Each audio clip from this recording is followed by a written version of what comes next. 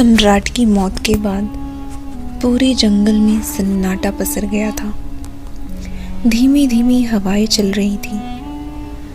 मायावती अपने पिता की लाश को लेकर बैठी रहती है। वो एकटक उन्हें देख रही थी। मायावती की तो जैसे पूरी दुनिया ही उजड़ गई थी। उसके आंसू सूख चुके थे। वो अपने पिता के सिर को अपनी गोद में रखकर उन्हें बहुत प्यार से सहला रही थी। प्रताप मायावती को ढूंढता हुआ जंगल में पहुंच जाता है। वो मायावती को देखता है। माया बेसुध होकर बैठी थी। प्रताप सम्राट को एक कफन में लपेटने लगता है तो मायावती चिल्लाने लगती है, ये क्या कर रहे हो? वो मरे नहीं हैं। वो मुझे छोड़कर जा ही नहीं सकते। प्रताप मायावती को बहुत समझाता है पर वो नहीं मानती और प्रताप जैसे तैसे सम्राट का अंतिम संस्कार करता है। मायावती चिल्ला चिल्ला कर रोती रहती है, पिताजी पिताजी। प्रताप मायावती को वापस महल लेकर जाता है। पूरे रास्ते में जगह जगह लाशें बिखरी हुई थी। प्रताप मायावती को लेकर दासियों के पास जाता है और कहता है कि वो राजकुमारी का खास ख्याल रखें। राजकुमारी अपने पिता की मौत का सदमा लगा था। वो थोड़ी थोड़ी देर पर चिल्लाकर अपने बिस्तर से भागने लगती। मायावती की ऐसी हालत देखकर प्रताप को उसकी चिंता होने लगती है। वो खुद से कहता है, हम आपको ऐसे नहीं देख सकते मायावती। हम आपकी ज़िंदगी में फिर से खुशियाँ ला कर रहेंगे। ये कहकर वो किसी की तलाश में जाता है। वो एक ऐसी स्त्री को लेकर आता है जो किसी का भी रूप पूरी तरह बदलने में माहिर थी। वो मायावती का चेहरा बदलने के लिए उसे लेकर आता है ताकि वो मायावती को महल से बाहर लेकर जा सके। वो स्त्री अपनी कला से मायावती को पूरी तरह बदल देती है। फिर प्रताप उसे लेकर उस राज्य से दूसरे राज्य में ले जाता है। वहाँ पहाड़, नदियाँ, झरने और बहुत खूबसूरत कुदरत के नज़ारे थे जिन्हें देखकर मायावती अपना गम भूलने लगती है। उसे वहाँ बहुत शांति मिलती है।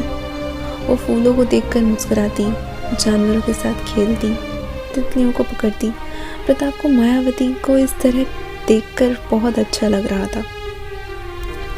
एक दिन मायावती प्रताप के बारे में सोचती है और खुद से कहती है, प्रताप तुम इतने अच्छे क्यों हो? इतने में प्रताप आता है और उससे खाना खाने के लिए कहता है। प्रताप रोज़ मायावती को अपने हाथों से खाना खिलाता था। आज मायावती प्रताप को रोक देती है और कहती है, क्यों प्रताप, क्यों? तुम मेरे लिए इतना सब कुछ क्यों कर रहे हो? तो प्रताप कहता है, क्योंकि हम आपसे प्रेम करते हैं और प्रेम समर्पण का ही दूसरा नाम है। मायावती उसकी आंखों में प्रेम भरी निगाहों से देखती है। उसकी आंखें झलक उठती हैं। वो कहती हैं, मैं तो बेवजह ही सोच रही थी कि अब मेरा कोई नहीं है। आज वो प्रताप को अपने हाथों से खाना खिलाती है। प्रताप की भी आंखें भर जाती हैं। वो कहता है, हमें आज तक किसी ने इतने प्रेम से खाना नहीं खिलाया राजकुमारी जी। ये सुनकर मायावती रो पड़ती है। उसके हाथ से निवाला गिर जाता है और वो प्रताप के सीने से लगकर कहती है, प्रताप हम भी तुमसे बहुत प्रेम करते हैं और आज से हम तुम्हें इसी तरह अपने हाथों से खाना खिलाएंगे। इस तरह कुछ दिन बीत ही गए थे कि एक दिन राजकुमारी कहती हैं, प्रताप हमें वापस जाना है। तो प्रताप कहता है, लेकिन क्यों? वहाँ जाना सही नहीं है। वहाँ वो दरिंदा आपको नहीं छोड़ेगा जिस तरह उसने आपके पिता। इतना सुनते ही मायावती प्रताप को बीच में रोक देती है और कहती है,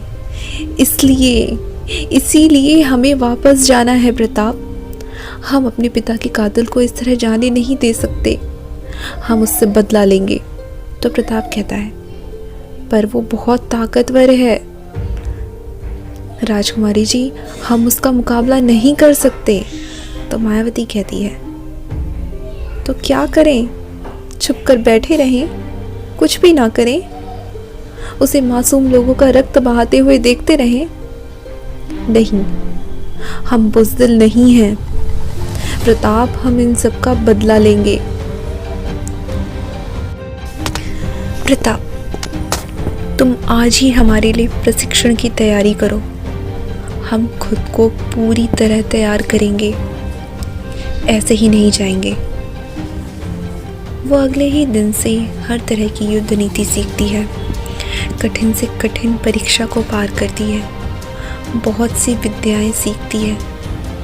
उधर दूसरी तरफ सूर्यसेन मायावती के ना मिलने से आग बबूला होकर घूम रहा था और तबाही मचा रहा था। मायावती, कहाँ हो तुम? मैं तुम्हें हासिल करके रहूंगा। वो क्रोध में चिल्लाता है, मायावती। की कहानी जानने के लिए सुनते रहिए माया द मिस्ट्री। और आपको मेरी कहानी कैसी लग रही है ये भी मुझे कमेंट करके ज़रूर बताएं। और प्लीज़ सपोर्ट करें, लाइक शेयर एंड सब्सक्राइब ज़रूर करें।